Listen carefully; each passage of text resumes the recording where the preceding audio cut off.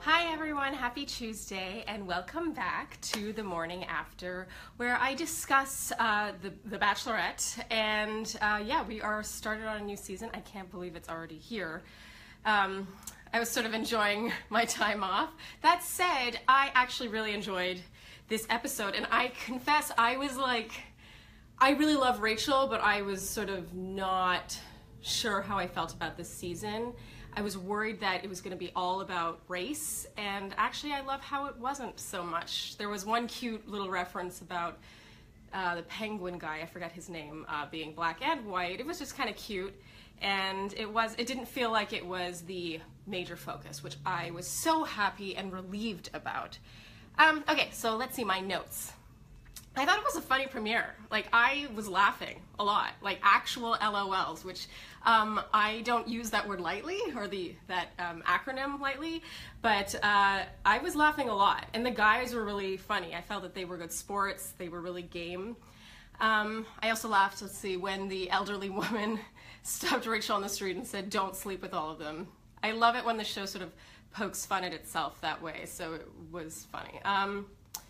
Rachel, I mean, is there anything not to like about her? She is a total class act, but also cool and funny. Like, she's not a stuck-up class act or a little, you know, she doesn't seem holier than thou in any way, which is a hard balance to find. I really, really love her.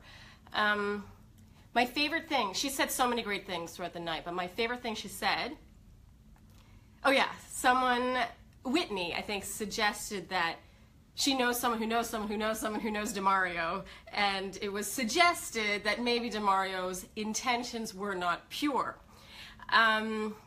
Rachel's response to this was perfect. She said she knows people have their various reasons for coming on the show, but what matters to her is that they're open.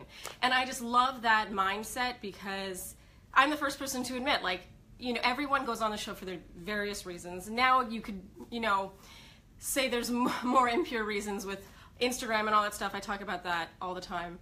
But, you know, the experience is not something to be underestimated, and you could be going through whatever in your life and you just want an adventure, and that's not necessarily an unfair reason. I just love how she's like, I don't care, but are they open?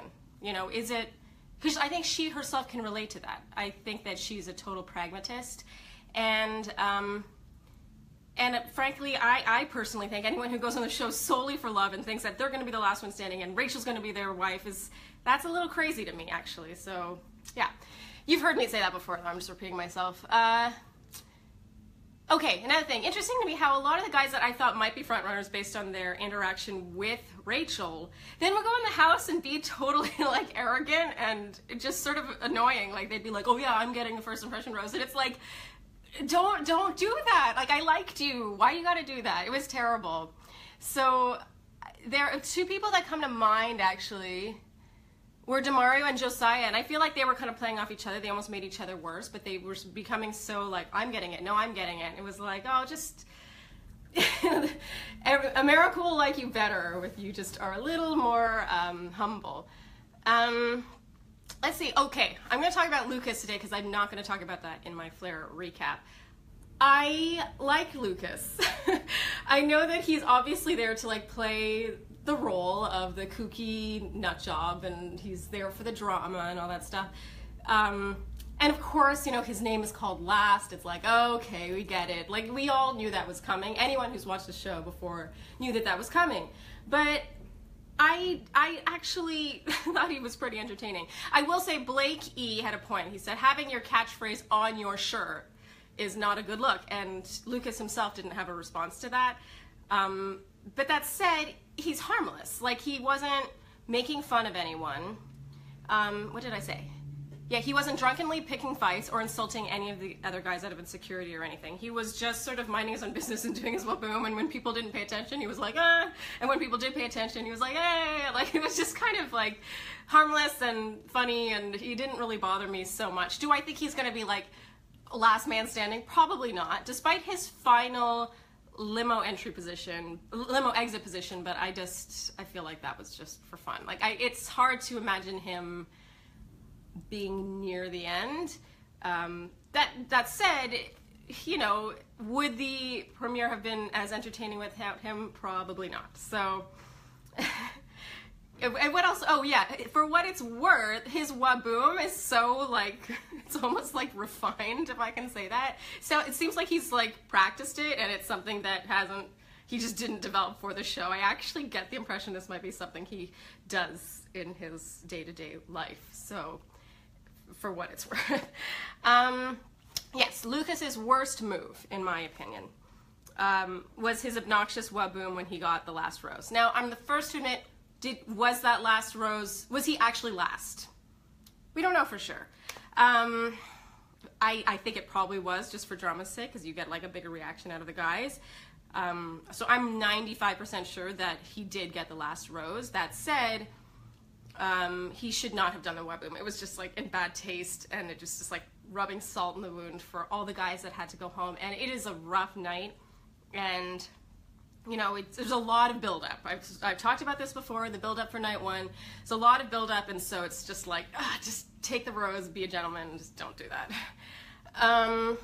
But overall, overall it doesn't seem like Lucas is going to be the problem in the house. It seems like it's going to be Lee, the country singer. I think he was a country singer. He was a singer. He came out with the guitar. I did not see that coming. But yeah, it definitely seems interesting. Overall, a great premiere, no complaints. Rachel looked fabulous and just generally was fabulous. So you hear me rave about her some more in my written recap. So we're doing a new thing this season where I will, at the end of my recap, my video recap, which would be now, I will be answering whatever questions you submit during the week. So let's see, I have 2 questions today. So someone asked, has the winner ever not had an intro video?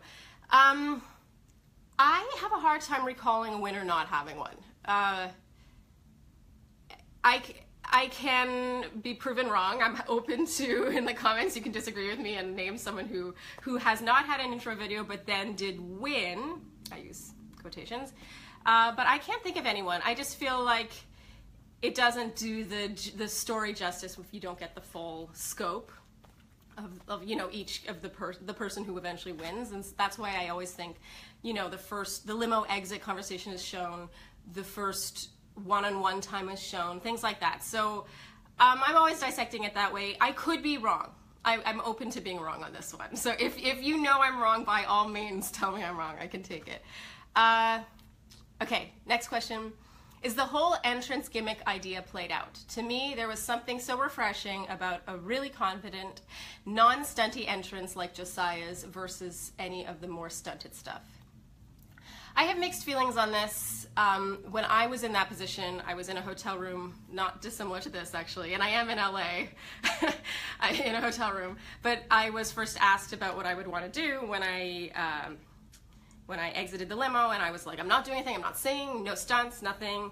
And yeah, I think that there is something to that, like you could be taken more seriously.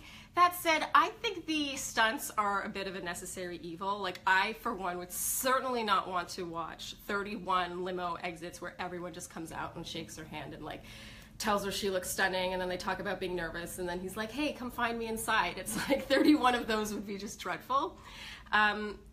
That said, some of the stunts are better than others. Like I loved, I think it was, no, it wasn't Blake. It was Brady's where he broke the ice. I loved the marching band. I thought the ambulance was a cute touch. They were, you know, they were cute. Some of them are better than others. I really did not like the tickling one at all. I thought that was inappropriate.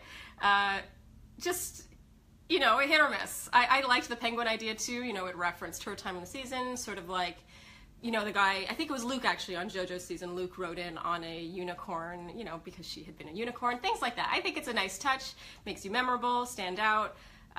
If I could go back in time and do a stunt, would I? Probably not, just because it isn't my personality. That said, I would not want to watch 31 of me on a season. So yeah, I think it's a necessary evil. I do think that it's possible you'll be taken less seriously, but on the whole, you know, it would have been a lot more boring, 2 hours, had there been no gimmick entrances. So thank you so much for tuning in to the first morning after of Rachel's season. I will be doing this every Tuesday around in the morning / afternoon following the episode. and I will give you my quick takes on the episode before getting to the writing. So you can read my Flair recap at flair.com, and then later in the week I will have my Pretty Pandas recap where I'll also dissect the fashion. So yeah, thank you for tuning in, and I'll see you next week. Bye.